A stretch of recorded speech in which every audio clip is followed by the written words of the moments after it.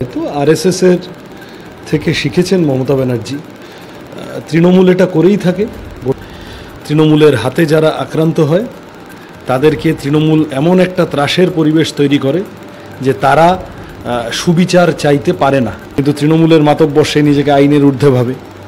সমাজে যেগুলো গর্তে ঢুকে থাকার কথা সেগুলোকে তৃণমূল আনলিশ করে দিয়েছে এবং এই করার মাধ্যমেই আসলে তৃণমূল বিজেপির মনোভাবটাকে বেড়ে ওঠার রাস্তা প্রশস্ত করে বাংলায়। তৃণমূল কি দিয়ে তৈরি সেটা তো ঠিকই, সেটা তো একটা গবেষণার বিষয় হতে পারে। মুখ্যমন্ত্রী নিজেই তো একাধিকবার বলেছেন আমি বাঘের বাচ্চা। সেই দলেরও নেতাদের থেকে আমি গোখরোর বাচ্চা, আমি চন্দ্রবোড়া, আমি কেউটে সাপ এইসব পাওয়া গেছে। ফলত রাজনীতিটাকে বড় ফুল ছোট ফুল মিলে চিড়িয়াখানা বানিয়ে দিয়েছে, এটা নিয়ে কোনো সন্দেহ নেই। তারা দুজনে মিলে রাজনীতির জগৎটাকে চিড়িয়াখানা বানিয়েছেন। ছিলাম যে বামপন্থীদের সমর্থন করুন, সব রকম অন্যায়ের বিরুদ্ধে রাস্তায় নামছে বামপন্থীরা। তারা আজও জানে যে আমার মাথার উপর কোনো না কোনো নরেন্দ্র মোদী বা অমিত শাহ আছে দেশের সর্বোচ্চ পদে, যে কারণে বিলকিস বানোর ধর্ষকরা যখন বেরোয় সাহস হয় কারুর তাকে মালা পরানো। যে বিজেপিকে ভোট দিলে তৃণমূলের জয় অবশ্যম্ভাবী। বিজেপিকে ভোট দেবেন না, বিজেপিকে ডিস্ট্যান্ট থার্ড ফোর্স করে দিন। তৃণমূলের বিকল্প হিসেবে বামপন্থীরা। নমস্কার, আপনারা দেখছেন bbdho.in আর আপনাদের সঙ্গে আমি রয়েছি সন্দীপন। রাজ্যের মন্ত্রী ফিরহাদ হাকিম তিনি কার্যত বলছেন ইসলাম ঘরে যারা জন্মায়নি তারা নাকি দুর্ভাগা। আবার চোপড়া কাণ্ডে এফআইআর দায়ের মোহাম্মদ সেলিমের নামে। বর্ধমান ১ নম্বর ব্লকের বিডিও পঞ্চায়েত অফিসে বসে আইবুড়ো ভাত দিচ্ছেন তৃণমূল নেত্রীকে। এই সমস্ত প্রশ্নের উত্তর খুঁজতে আমরা চলে এসেছি সিপিআইএম নেতা সৃজন ভট্টাচার্যের কাছে। সৃজনদা, প্রথমেই আমাদের চ্যানেলে আপনাকে স্বাগত। নমস্কার। নমস্কার। এই যে চোপড়া কাণ্ড, সেই চোপড়া কাণ্ডে মোহাম্মদ সেলিমের নামে এফআইআর দায়ের। হ্যাঁ, এ তো আরএসএস এর থেকে শিখেছেন মমতা ব্যানার্জি। এর আগে গুজরাটে আমরা দেখেছিলাম যারা আক্রান্ত তাদের পাশে দাঁড়ানোর পরে তাদের মুখ দিয়েই তিস্তা শীতলবাদের বিরুদ্ধে কথা বলানোর জন্য চাপ দেওয়া হয়েছিল। তৃণমূল এটা করেই থাকে। গোটা বাংলা জুড়ে বারবার আমরা দেখেছি তৃণমূলের হাতে যারা আক্রান্ত হয় তাদেরকে তৃণমূল এমন একটা ত্রাসের পরিবেশ তৈরি করে যে তারা সুবিচার চাইতে পারে না ভালো করে, এবং কেউ পাশে এসে দাঁড়ালে তখন বাড়তি চাপ পড়ে তাদের উপরে যে তোমার পাশেও কেন এসে দাঁড়ালো। ফলত এই নির্যাতিতাকে দিয়ে ওইটা করানো হয়েছে। কিন্তু সকলে এটা বোঝেন যে যে নক্কারজনক ঘটনা ঘটেছে, যে ভয়ানক ঘটনা ঘটেছে, নৃশংস, এবং তারপরে তো একটার পর একটা সামনে আসছে। ওখানে ওই জেসিবি ওর ঘটনা, আবার তুমি দেখবে কালকে বোধহয় আড়িয়াদহে এই ধরনের একটি ঘটনা, ক্লাবে একজন মহিলাকে নিয়ে গিয়ে মারধর করছে জয়ন্ত সিং, তৃণমূলের খুব ঘনিষ্ঠ ছেলে, তৃণমূলেরই ছেলে। এবং এই ধরনের বিভিন্ন ঘটনা তৃণমূল আমলে অতীতেও হয়েছে। বাম কর্মী সমর্থকদের উপর 2011 সাল থেকে হয়ে আসছে। ঘর বাড়ি ভাঙচুর করা, জরিমানা করে একটা বিরাট সম্পত্তি লুট করে ফেলা, বাড়ি পুড়িয়ে দেওয়া। তোমার মনে আছে নিশ্চয় কাকদ্বীপে সিপিআইএম কর্মী দম্পতি তাদেরকে জ্যান্ত পুড়িয়ে দিয়েছিল। অন্তঃসত্ত্বা মহিলা তার পেটে লাথি মেরে সন্তান নষ্ট করে দেওয়া। একের পর এক অমানবিক ঘটনা তৃণমূল আমলে। প্রথম যখন সিপিএমের লোকেদের ওপর হতো তখন আমরা বলতাম যে এটা কিন্তু শুধু সিপিএমের লোকেদের ওপর থেমে থাকবে না। তখন কেউ ভাবতেন যে না, পলিটিক্যাল ঘটনা ইত্যাদি ইত্যাদি। তারপরে হাঁসখালি হলো, তারপরে পার্ক স্ট্রিট হলো, তারপরে আরও এই ধরনের অনেকগুলো ঘটনা ঘটলো। এখন কীরকম জনগণের মধ্যে ছড়িয়ে পড়েছে। এই যে চোপড়ায় মেয়েটি মার খেলো, সে তো রাজনৈতিক দল করে না কিছু, কিন্তু তৃণমূলের মাতব্বর সে নিজেকে আইনের ঊর্ধ্বে ভাবে। এবং ওখানকার এমএলএ বলছেন যে হ্যাঁ একটু বাড়াবাড়ি করে ফেলেছে, এখানে তো সব হয়েই থাকে। তার মানে যত রকমের পশ্চাৎপদ পুরুষতান্ত্রিক সাম্প্রদায়িক আধিপত্যকামী ধারণা সমাজে যেগুলো গর্তে ঢুকে থাকার কথা সেগুলোকে তৃণমূল আনলিশ করে দিয়েছে এবং এই করার মাধ্যমেই আসলে তৃণমূল বিজেপির মনোভাবটাকে বেড়ে ওঠার রাস্তা প্রশস্ত করে বাংলায়। ফলত তার বিরুদ্ধে মোহাম্মদ সেলিমরা দাঁড়িয়ে আছেন। ন্যাচারালি মোহাম্মদ সেলিমের বিরুদ্ধে এফআইআর হবে। এফআইআরটা হয়েছে মানে মোহাম্মদ সেলিম সহ আমরা ঠিক পথে আছি। এই যে আপনি জেসিবির কথা তুললেন, জয়ন্ত সিং, বা এই যে বুলেট, শাহজাহানকে বাঘ বলা হয়, বিরোধীদের দাবি তাহলে কি তৃণমূলে মানুষ নেই, শুধুই কি যন্ত্রপাতি বা পশু? হ্যাঁ, তৃণমূল কি দিয়ে তৈরি সেটা তো ঠিকই, সেটা তো একটা গবেষণার বিষয় হতে পারে। মুখ্যমন্ত্রী নিজেই তো একাধিকবার বলেছেন আমি বাঘের বাচ্চা। আবার ঠিকই বিধানসভার মধ্যে যারা আছে আর কি বিরোধী দল হিসেবে, বিরোধী আসলে নয় কিন্তু যাই হোক একটু দ্বিতীয় বৃহত্তম দল, সেই দলেরও নেতাদের থেকে আমি গোখরোর বাচ্চা, আমি চন্দ্রবোড়া, আমি কেউটে সাপ এইসব পাওয়া গেছে। ফলত রাজনীতিটাকে বড় ফুল ছোট ফুল মিলে চিড়িয়াখানা বানিয়ে দিয়েছে, এটা নিয়ে কোনো সন্দেহ নেই। তারা দুজনে মিলে রাজনীতির জগৎটাকে চিড়িয়াখানা বানিয়েছেন এবং তাতে মানুষের তো উপকার হয়নি, অন্য পশু পাখিদের উপকার হয়েছে কিনা জানি না। আলিপুর চিড়িয়াখানায় শেষ খবর পেয়েছিলাম যে পশু পাখিরা কষ্টে কাহিল হয়ে আছে, তাদের খুব ভালো করে দেখভাল করা হচ্ছে না। মণিপুরে যখন এই রকমই ঘটনা ঘটেছিল, তৃণমূল সরব হয়েছিল, আপনাদেরকেও সরব হতে দেখা গিয়েছিল, কিন্তু সেই ঘটনায় যখন চোপড়ায় ঘটছে তখন তৃণমূল চুপ, আবার বিজেপি সেটার বিরোধিতা করছে, কিন্তু মণিপুর ঘটনায় বিজেপি কিন্তু চুপ ছিল। তাহলে এই রকম একটা রাজনৈতিক বিচারিতা কেন? তা এই জন্যেই তো আমরা মানুষের কাছে গিয়ে বলছিলাম যে বামপন্থীদের সমর্থন করুন, সব রকম অন্যায়ের বিরুদ্ধে রাস্তায় নামছে বামপন্থীরা। আমরা টেটের বিরুদ্ধেও নামছি, নেটের বিরুদ্ধেও নামছি। আর কেউ কেউ সিলেক্টিভ, তৃণমূল বিজেপি দুই পক্ষই নিজের অপরাধটা ঢেকে ফেলে। মণিপুরে কি ভয়ানক জাতি দাঙ্গা হলো, ও তো কেবল ছোটোখাটো কোনো একটা ঝগড়াঝাটি হয়েছে এরকম বিষয় না, জাতি দাঙ্গা হলো, কিভাবে ধরে ধরে রাস্তায় ফেলে খুন করা হলো মানুষকে। এখনও আবার নতুন করে হিংসা ছড়িয়েছে। তখন রাহুল গান্ধীকে ঢুকতে দেয়নি, এখন লিডার অফ অপোজিশন হিসেবে যেতে পেরেছেন। কিন্তু বিষয় হচ্ছে যে এই যে ভয়ানক একটা পরিবেশ, আমি ওই কারণে একটু আগে তোমার কথার উত্তরে ওই প্রশ্নতে ওই কথাগুলো বললাম যে যাবতীয় পশ্চাৎপদ পুরুষতান্ত্রিক সাম্প্রদায়িক আধিপত্যকামী ধারণা যা আদারওয়াইজ মানুষের মনের গভীরে থাকে, মানুষ চেষ্টা করে সেটাকে ইরাডিকেট করার বা লুকিয়ে রাখার। প্রকাশ্য সমাজে সে যখন পৌঁছয়, সে যখন যায়, তখন যা যা খারাপ তার মনের মধ্যে, যা যা অশুভ, সেগুলো যাতে বেরিয়ে না আসে সে সেটা চেষ্টা করে। এটাই তো আমরা দেখতে অভ্যস্ত। তৃণমূল বা বিজেপির মানে দুঃখজনক ঘটনাটা হচ্ছে যে এই দুটি দলের শাসনে মানুষের মধ্যেকার যাবতীয় জান্তব প্রবৃত্তি, যাবতীয় আমি পশু কথাটা সেই অর্থে বলবো না, ঠিকই জান্তব ব্যবহার করলাম ঠিকই, কিন্তু আমার তো এখন অনেক সময় অনেক কিছু দেখলে মনে হয় যে পশুরা তো এরকম করে না। পশুরা তো তুলনায় অনেক তাদের সভ্য ভদ্র এবং তাদের একটা নিজস্ব সামাজিক নিয়ম আছে, কিন্তু যা কিছু খারাপ সেইটাকে চাগাড় দিয়ে দিয়েছে তৃণমূল বিজেপি।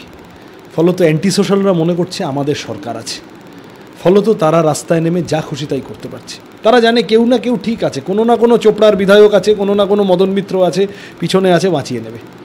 এবং সেম গোজ ফর বিজেপি। বিজেপির হয়ে এই যে যারা করছে, তো তৃণমূল তুমি চোখের সামনে রাজ্যে দেখতে পাচ্ছ, গোটা দেশ জুড়ে বিজেপির লোকেরা যা করেছে। যে লোকগুলো 2002 সালে গণহত্যা করলো, তারা আজও জানে যে আমার মাথার উপর কোনো না কোনো নরেন্দ্র মোদী বা অমিত শাহ আছে দেশের সর্বোচ্চ পদে, যে কারণে বিলকিস বানোর ধর্ষকরা যখন বেরোয় সাহস হয় কারুর তাকে মালা পরানো এবং মালা পরিয়ে করে। তোমার মনে আছে কিনা জানি না, মালদার একটি শ্রমিক একজন আফরাজুল শেখ রাজস্থানে, তাকে স্রেফ জ্যান্ত পুড়িয়ে মেরে দিয়েছিল শম্ভুলাল রেগার নামে, সেই ভিডিও ভাইরাল হয়েছিল। সে বাংলা থেকে গিয়েছে, পরিযায়ী শ্রমিক, তাকে মারতে মারতে পিটাতে পিটাতে তার গায়ে তেল ঢেলে আগুন জ্বালিয়ে দিল। সেই শম্ভুলাল রেগার যখন বেরিয়েছিল জেল থেকে, তখন বিজেপির এবং এই ধরনের বিভিন্ন তথাকথিত হিন্দুত্ববাদী সংগঠনগুলো তাকে ফুলমালা দিয়ে বরণ করে তাকে নিয়ে জয়ধ্বনি করতে করতে মিছিল করে বেরিয়েছিল। কাশ্মীরে একটা বাচ্চা মেয়ে মন্দিরের ভিতরে রেপড হয়ে গিয়েছিল, আসিফা সম্ভবত নাম।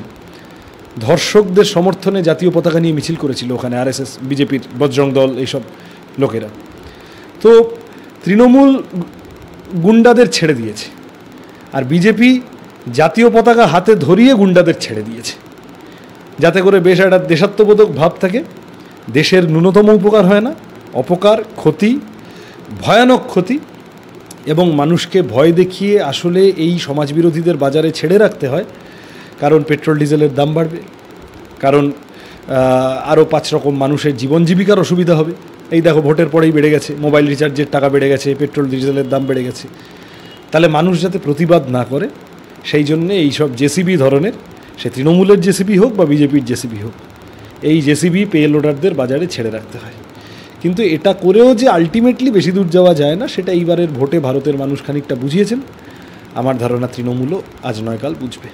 এই যে আপনি ভোটের যে মূল্য বৃদ্ধির কথা বললেন, সেক্ষেত্রে তো কিছু ব্যতিক্রমী কারণ ছাড়া দল বদলের জন্য আবারও উপনির্বাচনের সাক্ষী থাকছে বাংলা। সেই খাতেও তো টাকা তো আবার সাধারণ মানুষের থেকেই তোলা হবে। হ্যাঁ, হবে তো। রায়গঞ্জে ভোটটা হওয়ার কোনো দরকার ছিল এবারে? আরও যারা যে যে জায়গাগুলোতে ভোট হচ্ছে, এই ননসেন্সের কোনো মানে আছে? দুদিন আগে 21 সালে ওই লোকটা, আমি রায়গঞ্জে গিয়েছিলাম প্রচারে, দেখলাম এখনও পদ্মফুলের পাশে ওর নাম কোথাও কোথাও আছে। ও বিজেপির হয়ে জিতলো, তারপরে তৃণমূলে ঢুকে এখন তৃণমূলের হয়ে দাঁড়িয়েছে। লোকসভায় ফেল করলো, বিধানসভায় এখন টেনে টুনে পাশ করার জন্য গুতগুতি করছে।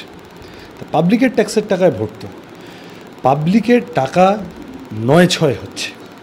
এই যে ভোটের সময় কতগুলো ক্যাম্পেইন সামাজিক প্রকল্পকে ঘিরে, আমি বলছি যারা তৃণমূলের সীমাবদ্ধতা, এখানে তৃণমূল 1000 টাকার বেশি দিতে পারবে না।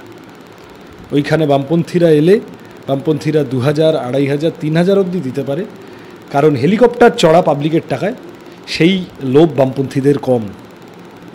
পাবলিকের টাকায় মোচ্ছব করার লোভ বামপন্থীদের কম।